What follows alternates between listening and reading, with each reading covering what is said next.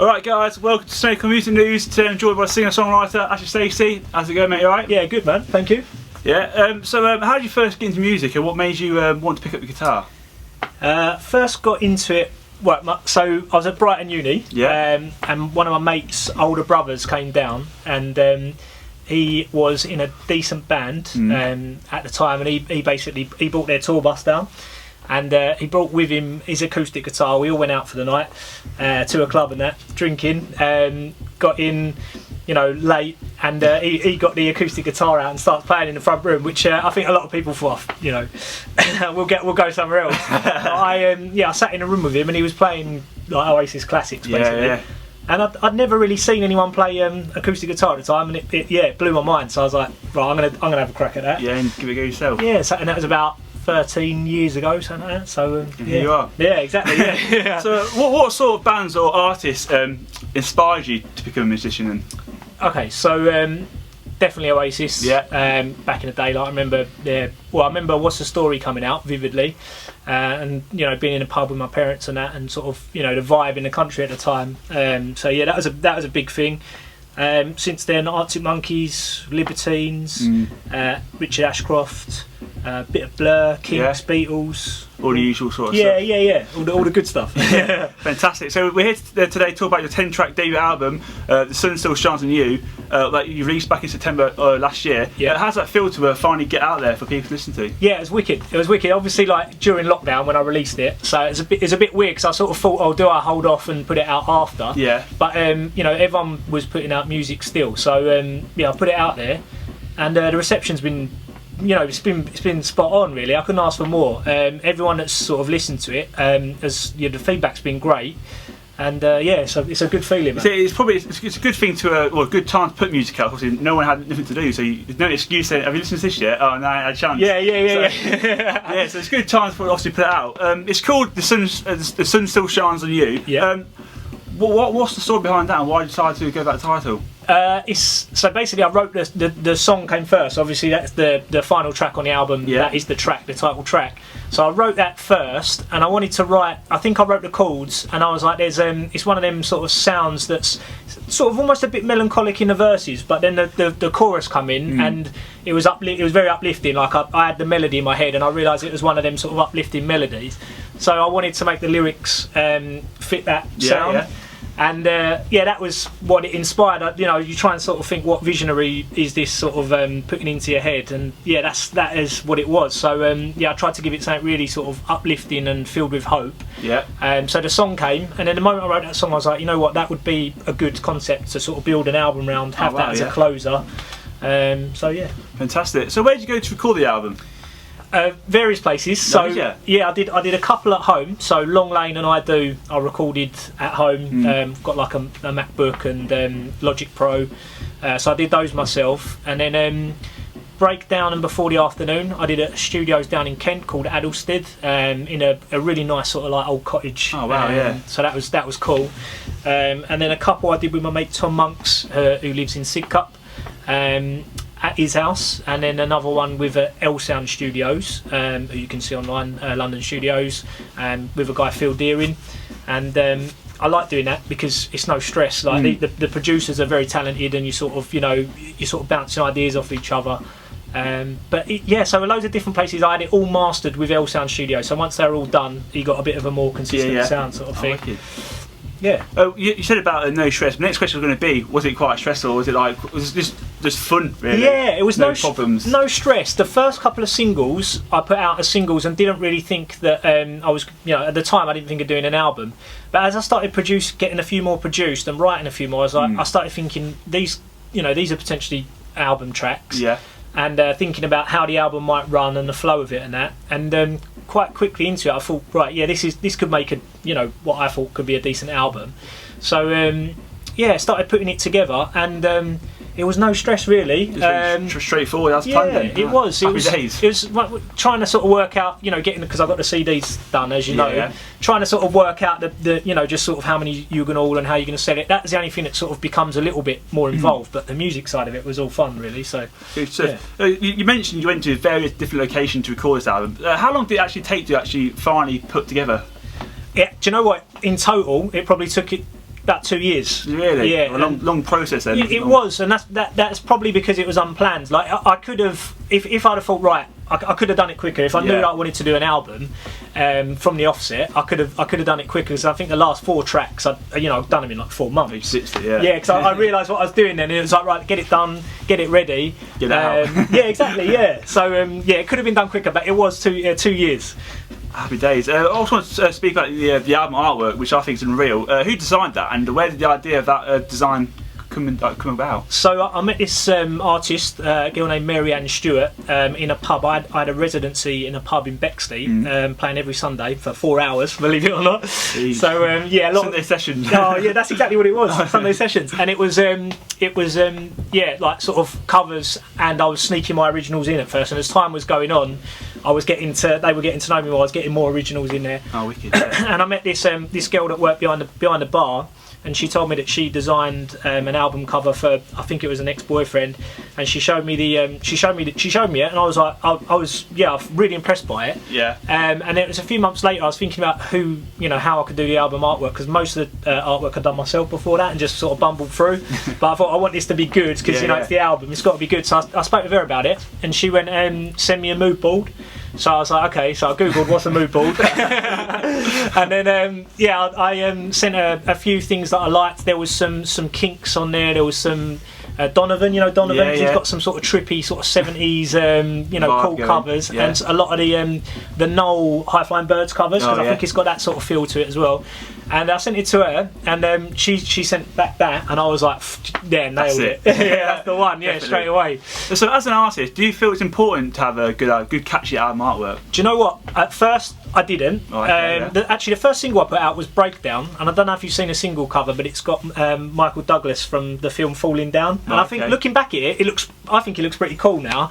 But it was kind of, I weren't really thinking about it. I was like, Breakdown, what could go with it? And I pictured that film like someone going a bit mad.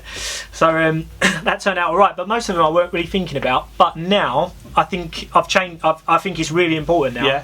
Yeah. Because you've got to capture people's attention and imagination quickly. To make them listen to the tune. Exactly, yeah. So I think it is important, mate. Yeah, fantastic. So we're going to talk about a couple of tracks off the album, if you don't mind. Obviously, one being Breakdown, you just mentioned there. Yeah. This is like quite an upbeat song and a good one to get start the album off. Yeah. Was this always going to be the opener on the debut album of yours? Yeah. Maybe when I wrote it sort of on the acoustic guitar, and I'll play it for you later if you'd like. It's got more of a acoustic-y vibe, but even then I was thinking this could be punchy, and it could have the drums leading it, and it's could be all electric. And the moment I had it produced, I was like, I knew it would be an opener, just because I wanted to give it that straight away. I've been to more, I listen to obviously a lot of albums and that, and you always think about the flow of albums and stuff. I do like ones that do that straight away. I think like Brian Storm, for example, on Monkey's second album, things like that. Just like when an album opens with a bang, you're instantly in it. So I wanted to do that. Yeah. Just tell us what this song's about, about Breakdown. How it came about. I think it's a bit about relationship troubles, really, subconsciously. Like when I look back at it, everyone has them. Yeah. Probably that's probably the subtext. I don't think it's directly the lyrics, but I think that's the subtext, mate. Yeah, nice one. You actually played this song on the live stream in front of the K's, and they actually gave you good feedback. Yeah. How did that feel to get good positive feedback from a band of that sort of calibre? Yeah, really good. I'll be completely honest, I didn't know loads about them at the time, which was probably good, because it maybe took the pressure off a little bit. But someone said to me, why don't you ask to go on their stream, they're really good and they have people on. So I did that, and I went on, and I've more listened to them since. So it was kind of, for me, low pressure, but they were wicked, really nice lads. I enjoyed the stream. I think the Magic Mod was on the same show. Well, Benny Boy. That was it was a wicked show, really good night. Yeah, played them Breakdown. They were really, they liked it and that. So that was a buzz. Yeah, enjoyed it, man. Well done, nice one. The next track I want to talk about is a song called I Do. This is of a more chilled out vibe for yourself, and You actually wrote this song on a 3/4 size guitar. Yeah. Just tell us a bit about this track and how this one came about. Yeah, so I went on holiday to Spain, stayed at my mate's parents' villa, and it had this beautiful view overlooking the town. I took a little travel guitar with me, so I was going out in the evenings, having a few drinks. And chilling out and just watching this view, and at first I was messing about and playing. I was like, I might as well try and write something here. Yeah. It's quite an inspirational setting. So I started writing a song, and it's a waltz, so it's in 3/4 time, so it's a bit different. And I never know if it was because I'm playing on a 3/4 guitar, because I've never written a 3/4 time song before, and I don't know if that was a subconscious link, but it came out, and I was like, oh, this is nice. It's a waltz, so I wanted it to be the moment was like that time, and I was like, I wanted it to be a bit of a love story. So I sort of made a story up about a couple of people meeting in the town that I was looking at. And it come from that, really. Oh, fantastic! Yeah, good tune, good song. Nice when you're writing your songs, what normally comes first, the music or the lyrics, or does it tend to vary every time you come to a new project of yours? I'd say 90, even 95% of the time, it's chords come first. Yeah. So I don't normally sit down to write. I normally sit down to just jam and play some songs, and then. But I might start messing about with chords, and if something sort of almost accidentally original comes out, I might think, I'll try and build on that. Because I never stress myself to write, because I don't think it's the best way to write personally. Obviously, everyone's different, but so the chords come first. I'll finish the progression, then I'll get the melody, like humming or whistling, or saying some made-up words or whatever, like, or real words but made-up sentences, and and then just go build from there. on that until you get a tune, I guess. I've done it the other way round a couple of times, and sometimes they've made for better stories, better lyrics, but both work, So Nice. So when you come to write your songs, what sort of bands or artists inspired you to write songs? Is it the same that first got you into music, or did it tend to vary a bit? It's funny you say that. So DMAs really kicked off my songwriting again, because I think I've always been playing, and when I started playing guitar, it was to ultimately write songs. But I think because I loved Arctic Monkeys so much, and I just think you can't write like them. They're so unique. I know there are some bands that do sound a bit like them and that, but I just think they're so unique. You can't copy that. It was such an individual thing. But then DMAs come out, and I got into them, and I loved them. And they were doing the classic songwriting, which is more sort of melodic, less about the lyrics. And I was like, people are doing that again. All right, let's give that a go. And there was even one song, Before the Afternoon, that was in a different key and a different style. And I thought to myself, how would they perform this song? I've changed it a little bit because of that. And it works so much better straight away. And I was like, maybe I can sort of go down, use that style to be like, because at the end of the day, you're going to sort of use your influences. That's it. Of course you are. Yeah, of course you are. And so very much they've had a big influence on on the most recent tunes. Oh, nice. For sure. So the last track I want to talk about is actually the last track, which you briefly mentioned at the start, which is The Sun Still Shines on You, which is the title track. Now this is a cinematic pop anthem and a perfect way to end the album. Okay. Just tell us your take on this song again. A bit more depth. So I started. It's got some it's got some interesting major 7 chords in it. This one, some slightly sort of jazzy chords. I got the intro down first. And when I got the intro down, I was like, this has got a nice sound. I need to finish it, build on this. The chord progression came first, and like I said, it had sort of it had melancholy in the verses, and it had a lot of punch and sort of uplift in the chorus. So I was like, I wanted to make the lyrics fit that, and it was sort of like, as you know, the lyrics are about sort of a bit of almost like a struggle in the verses. People, being sort of held back a little bit in whatever, it's quite vague. But and then with the hopeful chorus, The Sun Still Shines on You. I had sort of beach and sea imagery coming in, so I wanted to get that in there.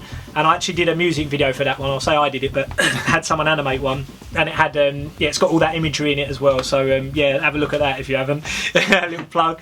My mate Tom Monk's produced that one.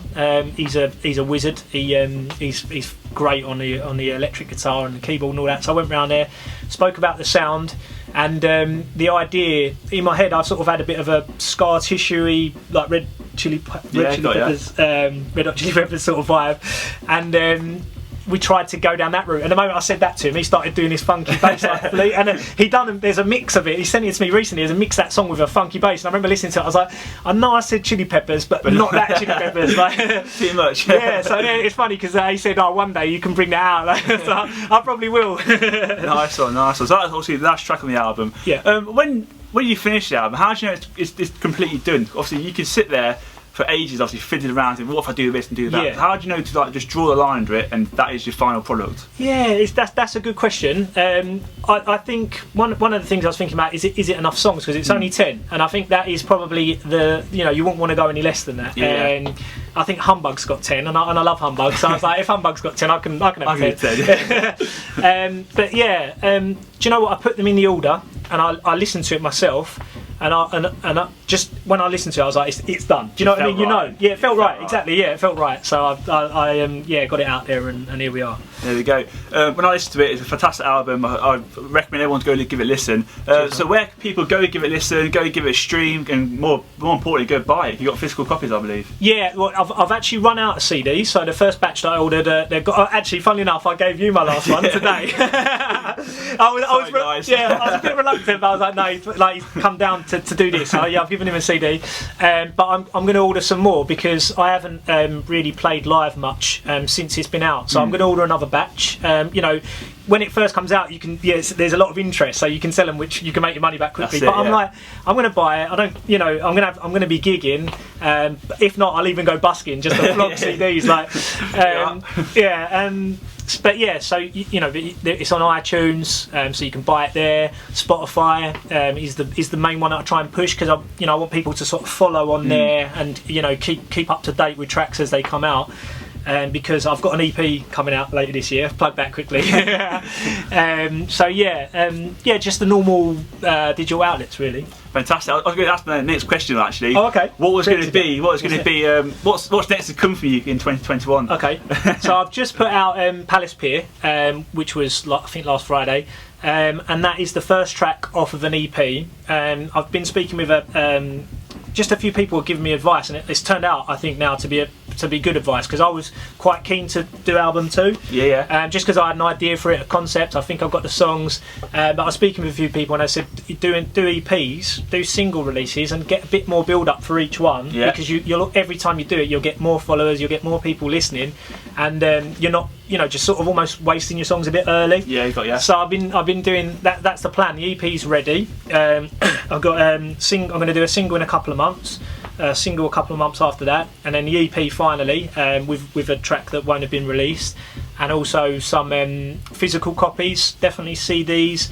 I'm looking into if I can do vinyl. I think with the album, I looked into if I could do vinyl, but for an album you need 2. Obviously, so it works out like not cost effective, and I wouldn't want to charge people the amount it would have cost to cover the cost.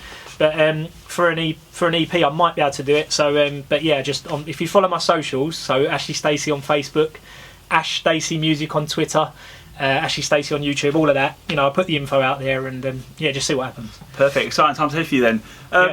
You've played some good gigs in your career.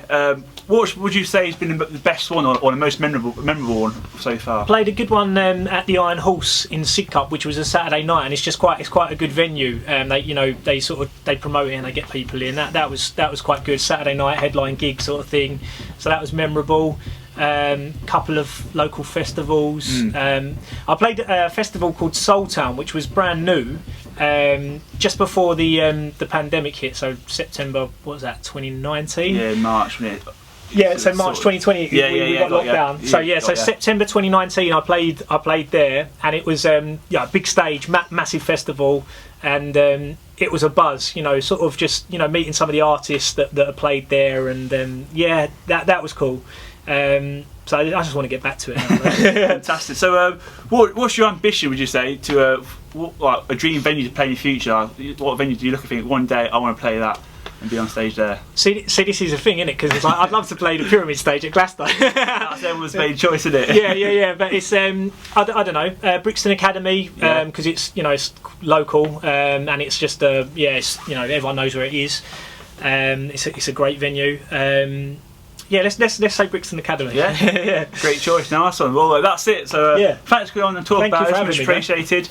So you can go and buy the CD when obviously the new batch comes out. Yeah. So that's it. He's been Ashley Stacey. I've been Jordan. Keep it snake cool, and we'll see you again soon. Cheers.